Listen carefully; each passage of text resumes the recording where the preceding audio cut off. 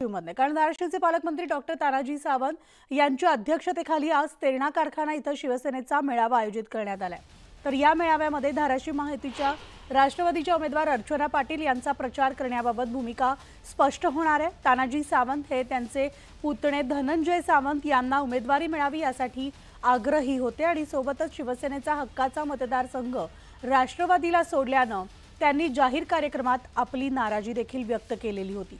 दरम्यान काल उपमुख्यमंत्री अजित पवार यांनी सावंत यांची भेट घेत नाराजी दूर करण्याचे प्रयत्न देखील केलाय। त्यामुळे आता आज सावंत काय भूमिका घेतात मेळाव्यामध्ये याकडे राजकीय वर्तुळाचं देखील लक्ष लागलंय। आणि याविषयी आपण सविस्तर अपडेट जाणून घेणार आहोत। बालाजी निरफळ आमचे प्रतिनिधी आपल्या सोबत आहेत। Balaji, good morning.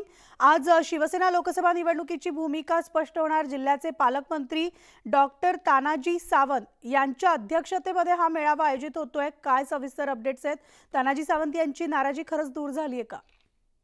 Manali, very good morning. Manali, एक बघितलं तर लोकसभा निवडणुकीचं हे जे आहे ते टप्पा जो आहे तो पुढे सरकलेला आहे। धाराशिव लोकसभा बाबतीत जर बोलायचं झालं तर उमेदवार डिक्लेअर झालेत, उमेदवारांचा प्रचार मोठ्या दिमाखानं सुरू आहे। मात्र महायुतीचं जे आहे ते रुसाफुगीचं वातावरण ते शांत झालेलं नाहीये। आरोग्यमंत्री जे आहे ते आपल्या पुतण्याला उमेदवारी मिळाली नाही, तसंच हक्काचा मतदारसंघ राष्ट्रवादीच्या वाटेला गेल्यानं ते नाराज आहेत आणि त्यांनी नाराजी आपल्या अजित पवार देखील यांच्या देखील कार्यक्रमात बोलून दाखवली। त्यानंतर अजित पवार यांनी काल त्यांची भेट घेत जी आहे ती नाराजी दूर करण्याचा प्रयत्न केलेला आहे। म्हणाले आज जे आहे ते आज धाराशिव जिल्हा दौऱ्यावरती येत असून शिवसेनेचा तेरणा कारखाना इथं आज मेळावा होणार आणि त्या मेळाव्यात जे आहे ते आपली भूमिका पोस्ट केली जाणार आहे। राष्ट्रवादीच्या उमेदवार अर्चना पाटील यांचा प्रचार करायचा का नाही करायचा याबाबत जी भूमिका जी आहे ती पोस्ट केली जाणार आहे।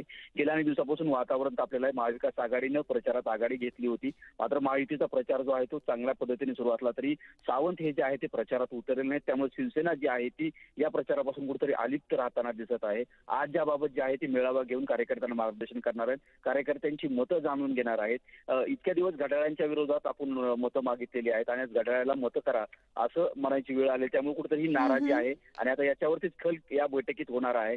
नेमकी सावंत काय भूमिका घेणार आहेत, कार्यकर्त्यांना काय मार्गदर्शन करणार आहेत याकडे जिल्ह्यातच नाही तर सगळ्या राज्याचं एक लक्ष लागलेलं आहे। आज दुपारी हा मेळावा संपन्न होईल आणि या मेळाव्यात काय भूमिका होते आणि काय निर्णय घेतात हे आपल्याला पाहणं गरजेचं आहे। म्हणाली, निश्चितच। धन्यवाद बालाजी या सविस्तर माहितीसाठी।